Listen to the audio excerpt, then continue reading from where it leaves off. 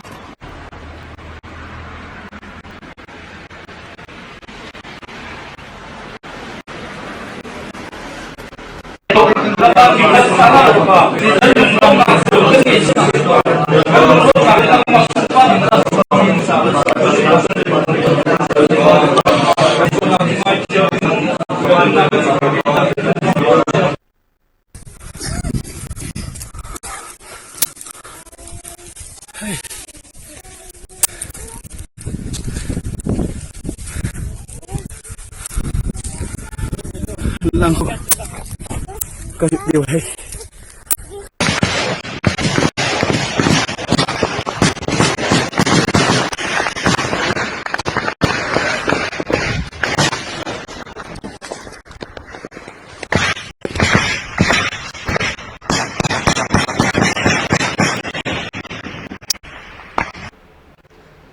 Indian space research organisation ने पीर के रोज श्रीहरिकोटा में वाक़ सतीश धवन स्पेस सेंटर से नेविगेशन सैटेलाइट NVS-01 को कामयाबी के साथ लॉन्च किया।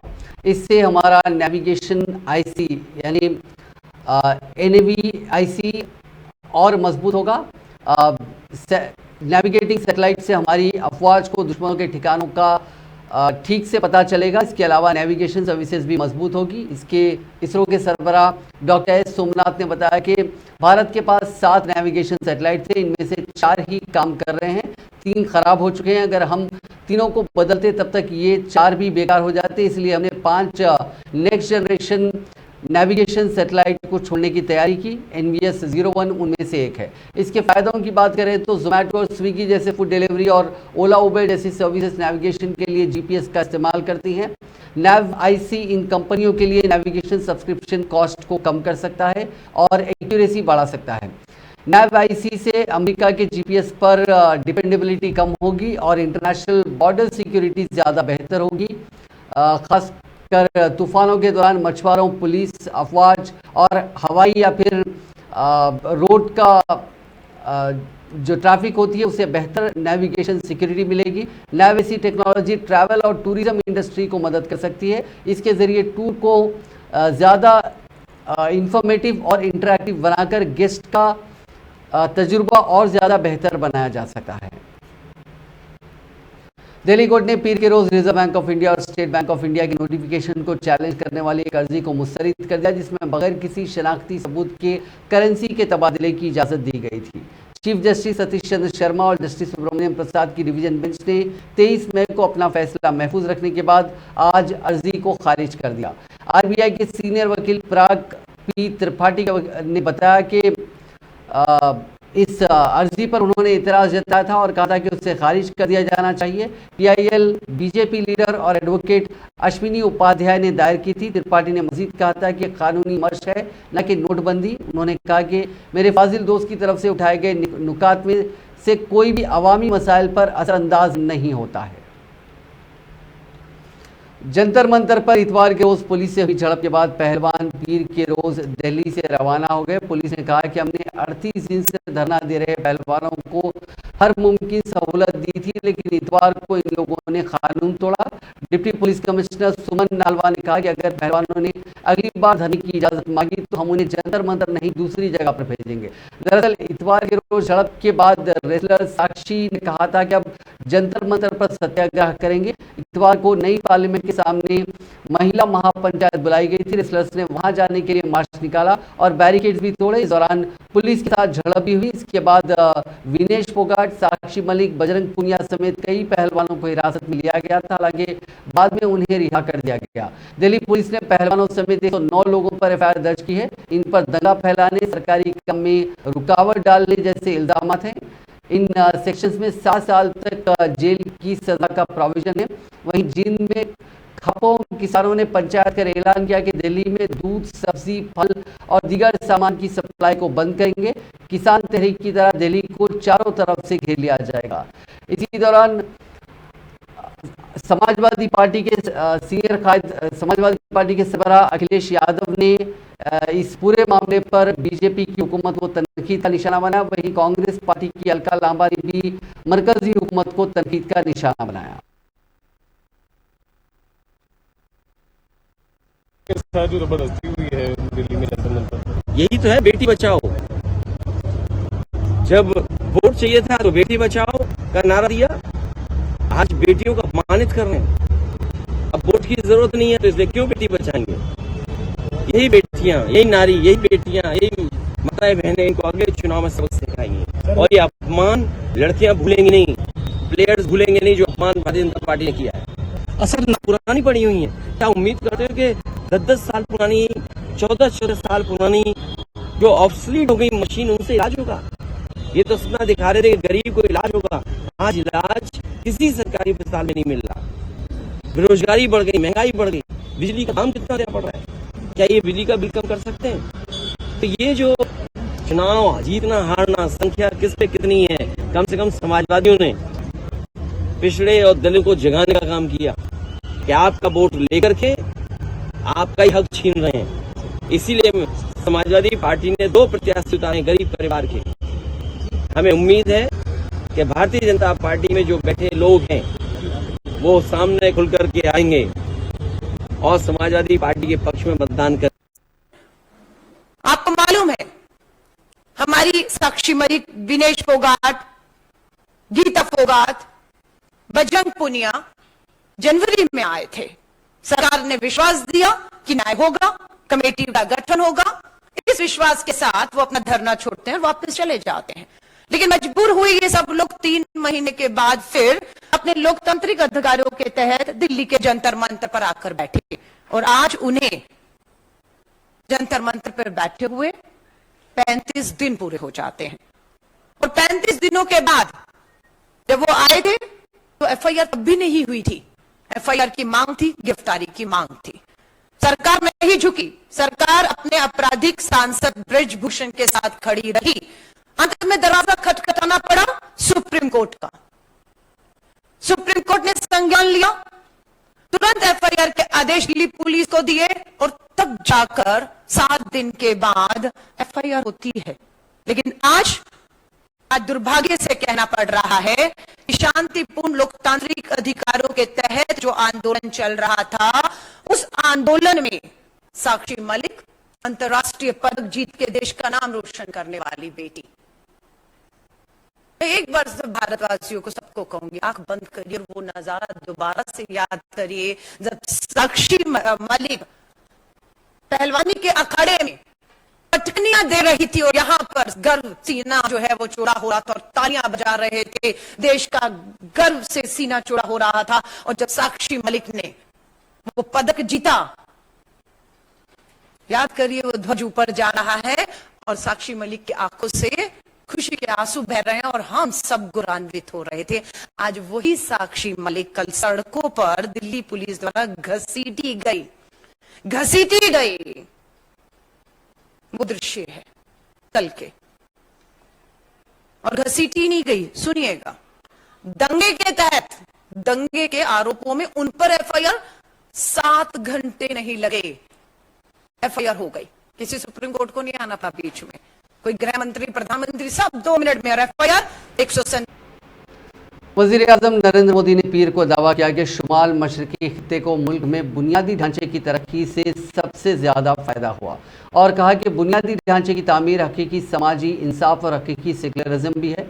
मोदी ने गुवाहाटी में वीडियो कॉन्फ्रेंसिंग के जरिए शुमाल मशरक की पहली वंदे भारत एक्सप्रेस ट्रेन को न्यू जलपाईगुड़ी के लिए हरी झंडी दिखाई। इसके अलावा वज़ीर आज़म ने शुमाल मशरकी सरहदी रेलवे में 199 किलोमीटर रूट न्यू बोंगायों धोनी मेंढी पाथेर और 238 किलोमीटर गुवाहाटी चिरमुख के नए बरकी हिस्से और लिमडिंग में नए तामीरशुदा डेमो मेमो शेड को भी कौम के नाम वक्फ किया।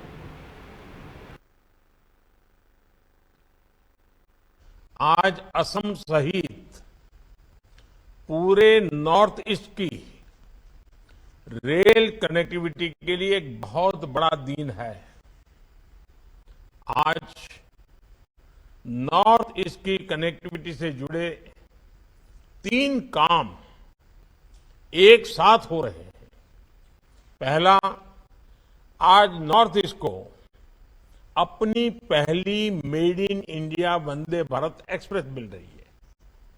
दूसरा, ये पश्चिम बंगाल को जोड़ने वाली तीसरी वंदे भारत एक्सप्रेस है। दूसरा, असम और मेघालय के लगभग 450 किलोमीटर ट्रैक पर बिजलीकरण का काम पूरा हो गया है। तीसरा, लामडिंग में नवनिर्मित डेमू मेमू शेड का भी आज लोकार्पण हुआ है। मैं इन सभी प्रोजेक्ट्स के लिए असम, मेघालय सहित पूरे नॉर्थ ईस्ट और पश्चिम बंगाल के साथियों को बहुत बहुत बधाई देता हूं। साथियों, गुवाहाटी जलपाईगुड़ी वंदे भारत एक्सप्रेस ट्रेन असम और पश्चिम बंगाल के बीच सदियों पुराने संबंधों को और मजबूत करेगी। इससे इस पूरे क्षेत्र में आना जाना और तेज हो जाएगा। इससे कॉलेज, यूनिवर्सिटी में पढ़ने वाले युवा साथियों को सुविधा होगी और सबसे अहम बात, इससे कांग्रेस सदर मल्लिकार्जुन खड़गे और राहुल गांधी ने पीर के रोज दिल्ली और पंजाब के कायदीन के साथ मुलाकात की। इस मीटिंग में बहस की गई कि कांग्रेस को मरकज के ऑर्डिनेंस के खिलाफ अरविंद केजरीवाल की आम आदमी पार्टी की तायद करनी चाहिए या नहीं। केजरीवाल को तायद देने को लेकर पार्टी के कायदीन 2 ग्रुप में बटे हुए हैं। कांग्रेस जनरल सेक्रेटरी केसी वेणुगोपाल ने पिछले हफ्ते कहा था कि अगर मरकजी हुकूमत ऑर्डिनेंस को लेकर राज्यसभा के मानसून सेशन में बिल लाती है तो हमारे एमपीज इसकी मुखालिफत करेंगे। वेणुगोपाल के इस बयान के बाद 23 मई को दिल्ली और पंजाब के कांग्रेस कायदीन ने मीटिंग की थी। इसमें प्रताप सिंह बाजवा, अजय माकन, संदीप दीक्षित समेत दीगर कांग्रेस कायदीन शामिल थे। इसमें दोनों रियासतों के कायदीन ने शराब पॉलिसी केस में केजरीवाल और उनके वुजरा के खिलाफ केस दर्ज होने का हवाला देकर उन्हें तायद देने से इनकार कर दिया था। कर्नाटक असेंबली इंतखाबात में जीत के बाद अब आइंदा इंतखाब की तैयारियों को लेकर कांग्रेस की मीटिंग हुई। दिल्ली में कांग्रेस सदर मल्लिकार्जुन खड़गे और राहुल गांधी समेत कई सरकर्दा कायदीन ने मध्य प्रदेश से आए कायदीन से मुलाकात की। इस मीटिंग में मध्य प्रदेश के 2 साबिक वज़राए आला कमलनाथ और दिग्विजय सिंह भी मौजूद थे। राहुल गांधी ने मीटिंग के बाद कहा कि हमने अभी तफसील से बातचीत की। हमारा दाखिली जायजा कहता है कि हमने जिस तरह कर्नाटक में 136 सीटों पर जीत हासिल की थी, उसी तरह हम मध्य प्रदेश में 150 से ज्यादा सीटों पर जीत हासिल करेंगे।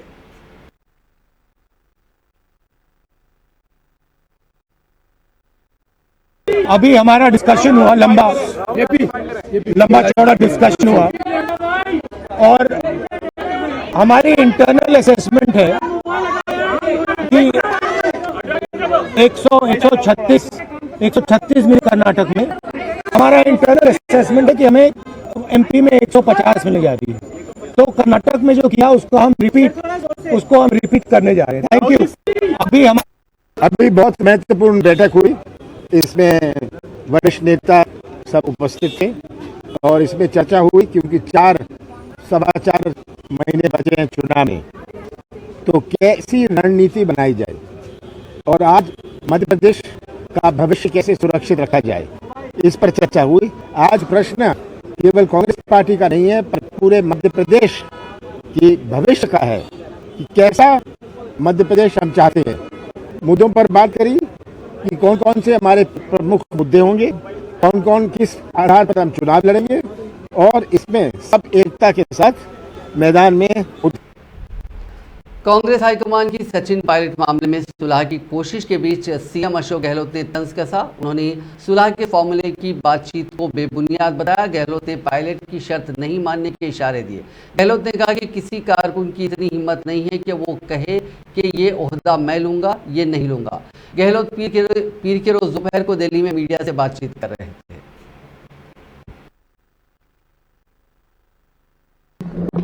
कोई भी नेता कोई चीज मांगे मुझे मिल जाए या हाईकमांड उनको ऑफर करेगा आप कौन सा पद दोगे, ऐसा रिवाज कांग्रेस में मैंने तो जिंदगी में कभी देखा नहीं है। जितने आपके मीडिया वाले जो प्रचार करते रहते हैं, स्टोरी बनाते रहते हैं या लोग बनवाते रहते होंगे, उसमें कोई दम नहीं होता है। हाईकमांड की मजबूत आज भी है, कांग्रेस पार्टी की मजबूत है कि ऐसी इतनी है एक आप किसी को मनाने के लिए ऑफर करो, ये फॉर्मूला बंद कभी जिंदगी में सुने नहीं कभी भी कि कोई भी नेता कोई चीज मांगे कि मुझे मिल जाए या हाईकमांड उनको ऑफर करेगा आप कौन सा पद दोगे, ऐसा रिवाज कांग्रेस में मैंने तो जिंदगी में कभी देखा नहीं है। जितने आपके मीडिया वाले जो प्रचार करते रहते हैं, स्टोरी बनाते रहते हैं या लोग बनवाते रहते होंगे, उसमें कोई दम नहीं होता है। हाईकमांड की मजबूत आज भी है, कांग्रेस पार्टी की मजबूत है कि ऐसी इतनी है एक आप किसी को मनाने के लिए ऑफर करो, आप कौन सा पद स्वीकार करोगे। ऐसा आज तक ऐसी कभी हुआ नहीं जिंदगी में, ना कभी होगा। कांग्रेस बहुत मजबूत संगठन है आज भी, हाईकमांड बहुत मजबूत है। ना किसी कार्यकर्ता नेता की इतनी हिम्मत है वो कहने ये नहीं मैं ये लूंगा पद, ऐसा कभी होता नहीं है। ये सब स्टोरी अखबार चलती रहती है या फिर कुछ लोग चलाते रहते हैं या स्टोरी बनवाते रहते होंगे, कोई दम नहीं है। आज की बैठक को लेकर देखिए बात सुनिए, तो अब हम लोग का आना जाना लगातार जारी रहेगा क्योंकि अब प्रधानमंत्री आ रहे हैं परसों जयपुर के अजमेर के अंदर, तो ये जो सिलसिला है चुनाव का बिल्कुल बच चुका है। एक प्रकार से हमारे जो महंगाई राहत शिविर है उसको लेके प्रधानमंत्री जी और तमाम ये पार्टी लोग घबरा गए हैं। जम्मू कश्मीर के लेफ्टिनेंट गवर्नर मनोज सिन्हा का कहना है कि कोई भी ताकत जम्मू कश्मीर को तामीर और तरक्की की नई मंजिलें तय करने से नहीं रोक सकती। उन्होंने कहा कि सूबे जम्मू भी कश्मीर की तरह बदल रहा है। मौसूफ लेफ्टिनेंट गवर्नर ने इन बातों का इजहार पीर को जम्मू चिड़ियाघर का जम्बो चिड़ियाघर का इफ्तिताह करने के बाद अपने खिताब के दौरान किया। उन्होंने कहा कि जम्मू कश्मीर बदल रहा है और यूनियन टेरिटरी भर में दिन रात तरक्की के काम हो रहे हैं। पहाड़ियों की तलहटी में 70 हेक्टेयर में फैले जू के पहले फेज ने जम्मू संभाग में एक और टूरिस्ट डेस्टिनेशन केवल नहीं जोड़ा है, बल्कि हम जिस क्वालिटी ऑफ लाइफ के विजन की बात करते हैं उसकी सिद्धि भी की है। हिली एरियाज और परफेक्ट पिकनिक स्पॉट होने की वजह से इसका अनोखापन स्वाभाविक रूप से पर्यटकों के लिए एक आकर्षण का केंद्र होगा और जम्मू संभाग में इस प्रोजेक्ट के जरिए टूरिज्म की संभावनाओं को नई ऊर्जा जरूर मिलेगी। जम्मू जू का उद्घाटन ऐसे समय में हुआ है जब पूरे देश में नहीं बल्कि देश के बाहर भी जम्मू कश्मीर की चर्चा हो रही है। G20 की बैठक का जिक्र अभी भारत भूषण जी ने किया। मैं मानता हूं कि जम्मू कश्मीर के 1 करोड़ 30 लाख से ज्यादा नागरिकों को इस आयोजन में गर्व से भर दिया है और मैं आत्मविश्वास के साथ कह सकता हूं कि आज जम्मू कश्मीर अपने विकास के पथ पर शिखर की ऊंचाइयों को छूना चाहता है। लंबे समय बाद माननीय प्रधानमंत्री जी के नेतृत्व में विकास की एक नई जमीन तैयार हुई है और आज एक ऐसे मुकाम पर हम खड़े हैं जहां विकास की वृद्धि दर इस रफ्तार। तमिलनाडु में वेल्लोर के अल्लेरी गांव में 1.5 साल की बच्ची को सांप ने डस लिया। बच्ची के मां बाप और रिश्तेदार उसे सरकारी अस्पताल लेकर गए, लेकिन इलाके में खराब सड़क होने की वजह से उन्हें देर हो गई। इसके चलते बच्ची ने बीच रास्ते में ही दम तोड़ दिया। जब अस्पताल पहुंचे तो डॉक्टरों ने उसे मुर्दा डिक्लेयर कर दिया। 18 महीने की बच्ची धनुष्का के मां बाप विजय और प्रिया को पोस्टमार्टम के बाद लाश हवाले कर दी गई। वो एम्बुलेंस से घर जा रहे थे, लेकिन ड्राइवर ने खराब सड़क देखते ही आगे जाने से मना कर दिया। गांव से करीब 10 किलोमीटर पहले ही उन्हें एम्बुलेंस से उतार दिया गया। परेशान मां बाप को मजबूर होकर लाश गोद में लेकर पैदल ही घर ले जाकर जाना पड़ा।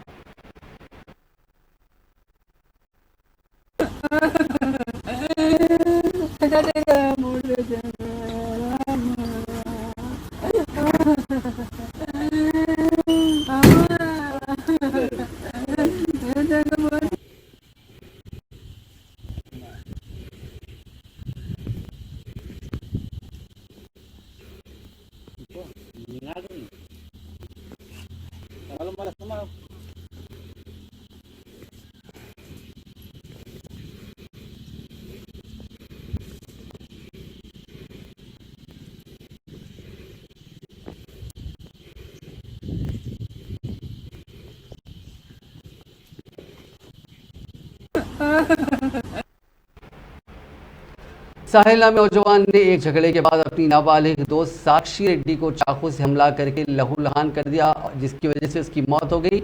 जुर्म का यह खौफनाक वाकया राजधानी नई दिल्ली के शाहबाद डेयरी इलाके में पेश आया। इल्जाम है कि साहिल से लड़की की किसी बात पर कहासुनी हो गई थी। इससे साहिल इस कदर नाराज हुआ कि साक्षी पर चाकू और पत्थर से हमला करके उसका कत्ल कर दिया। लड़की पर तकरीबन 45 हमले किए गए।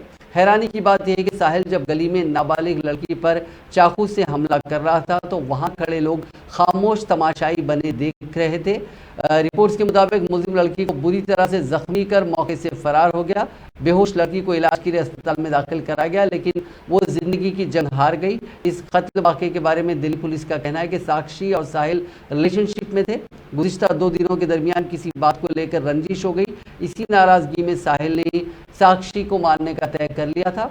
यही वजह है कि साहिल अपने साथ चाकू लेकर साक्षी के पास पहुंचा। उस चाकू से जब एक के बाद दिगरे साहिल ने लड़की पर दर्जनों बार हमले किए तो उसे बचने का जरा भी मौका नहीं मिला।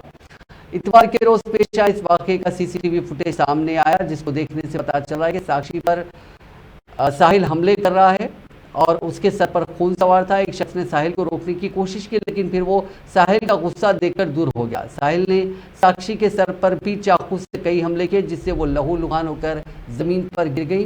फिर साहिल ने करीब में ही नाली पर रखे पत्थर को उठाया और सर को कुचल दिया। जब साक्षी के जिस्म में कोई हरकत नहीं हो रही थी तो हैवानियत की मिसाल बन चुका साहिल वहां से चीखते चिल्लाते हुए फरार हो गया। बाद में पुलिस ने उसे गिरफ्तार कर लिया।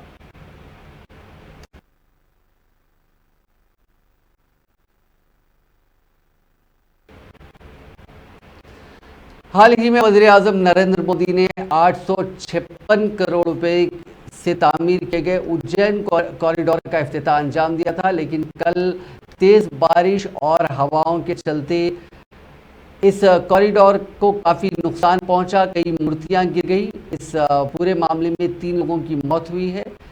इसके अलावा कई लोगों के जख्मी होने की भी इत्तलात है।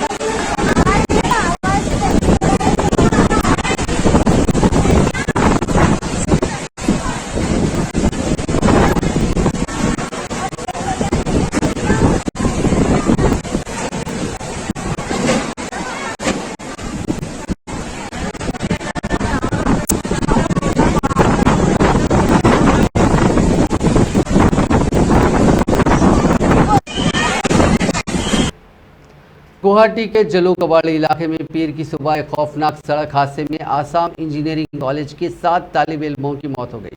पुलिस ने बताया कि स्कॉर्पियो में सफर करने वाले तुलबा बोलेरो पिकअप वैन से टकरा गए। हादसे की इत्तला मिलते ही पुलिस ने मौके पर पहुंचकर बुरी तरह तबाहशुदा गाड़ी को काटकर तमाम लाशों को बाहर निकाला। इब्तदाई तहकीकात से मालूम हुआ है कि तालिब इल्म शराब के नशे में थे और मुकर्ररा हद से ज्यादा रफ्तार से गाड़ी चला रहे थे। हादसे में हलाक होने वाले तमाम तुलबा आसाम इंजीनियरिंग कॉलेज गुवाहाटी के तीसरे सेमेस्टर के तुलबा बताए जाते हैं। इनके अलावा 3 दीगर अफराद जिन्हें इस हादसे में शदीद चोटें आईं, उन्हें फौरी इलाज के लिए अपोलो अस्पताल ले जाया गया। कर्नाटक में पीर के रोज एक कार और प्राइवेट बस की टक्कर में 2 बच्चों समेत 10 लोगों की मौत हो गई।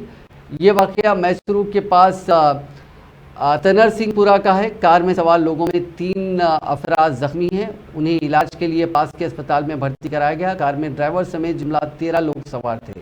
एसपी सीमा लादकर ने बताया कि हादसे में इनोवा कार बुरी तरह तबाह हुई है। जख्मी हुए 3 लोगों की हालत तशवीशनाक है। मरने वाले 9 लोग बेल्लारी के और ड्राइवर मैसूर का रहने वाला था। मैसूरू शहर से 35 किलोमीटर दूर कुरबुर गांव के पास ये वाकया पेश आया। उस वक्त ड्राइवर में जुमला 13 लोग सवार थे। नई दिल्ली रूट के धनबाद गोमू के दरमियान नचतपुर रेलवे फाटक पर बेहद दर्दनाक हादसा पेश आया। वहां हाई टेंशन तार की जद में आने से 8 अफराद जिंदा जल गए, जबकि 1 दर्जन से ज्यादा लोग बुरी तरह झुलस गए। रिपोर्ट्स के मुताबिक जिंदा जले और दूसरे तमाम लोग ठेका मजदूर हैं। ये लोग रेलवे लाइन पर पुल लगा रहे थे। इस दौरान पोल 25,000 वोल्ट के हाई टेंशन तार के राब्ते में आया। फिर लम्हा भर में ही 8 अफराद झुलसकर जिंदा जल गए। दीगर तकरीबन 12 अफराद बुरी तरह जख्मी हैं, जिन्हें झुलसी हुई हालत में अस्पताल में दाखिल कराया गया। इस हादसे के पेश आने के बाद कई ट्रेनों को अलग अलग स्टेशनों पर रोक दिया गया। वाकये के ताल्लुक से जब रेलवे की लापरवाही पर सवाल उठाए जाने लगे तो डीआरएम ने कहा कि यह काम बगैर किसी की जानकारी और इजाजत के हो रहा था। उन्होंने कहा कि इस मामले की जांच की जाएगी। डीआरएम ने पूरे वाकये की 3 सतह पर जांच कराने की बात कही है। पंजाब के अमृतसर सेक्टर में बैनुल अक़वामी सरहद पर तैनात बॉर्डर सिक्योरिटी फोर्स के एहलकारों ने इतवार की रात तकरीबन देर रात 8 माफ कीजिएगा मंशियात की खेप ले जाने वाले पड़ोसी मुल्क के ड्रोन को मार गिराने की पाकिस्तान की एक मजमूम कोशिश को नाकाम बना दिया। बीएसएफ के ताल्लुकात यहाँ के एक अफसर ने बताया कि पीर को गहराई के इलाके में तैनात चौकस दस्तों ने अमृतसर जिले के धनोई खुरद गांव के करीब एक मुश्तबा पाक ड्रोन की आवाज़ सुनी। उन्होंने कहा कि बीएसएफ के एहलकारों ने ड्रोन को रोकने के लिए फौरी रद्दमल का इजहार किया और मंशियात की खेप ले जाने वाले पाकिस्तानी ड्रोन को कामयाबी के साथ मार गिराया। बादशाह इलाके की तलाशी के दौरान बीएसएफ एहलकारों ने खेतों से एक सियाह रंग का drone quadcopter DJI matrix 300 RT के बरामद किया, जिसमें मुश्तबा हीरोइन का एक बैग था, जिसे लोहे की अंगूठी के जरिए ड्रोन से जोड़ा गया था।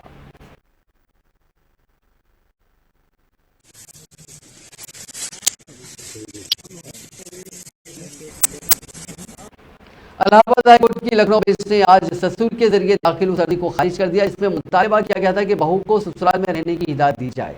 अदालत ने अपने फैसले में कहा कि शोहर की गैर मौजूदगी में सास ससुर अपनी बहू को ससुराल आकर रहने के लिए मजबूर नहीं कर सकते, यानी शोहर की गैर मौजूदगी में जरूरी नहीं कि बीवी ससुराल में रहे। दरअसल मोहम्मद हाशिम की तरफ से बहू को ससुराल में आकर रहने का हुक्म देने का मुतालबा करते हुए अर्जी अदालत में दाखिल की गई थी। इस पर इलाहाबाद हाईकोर्ट की लखनऊ बेंच ने फैसला बहू के हक में सुनाया।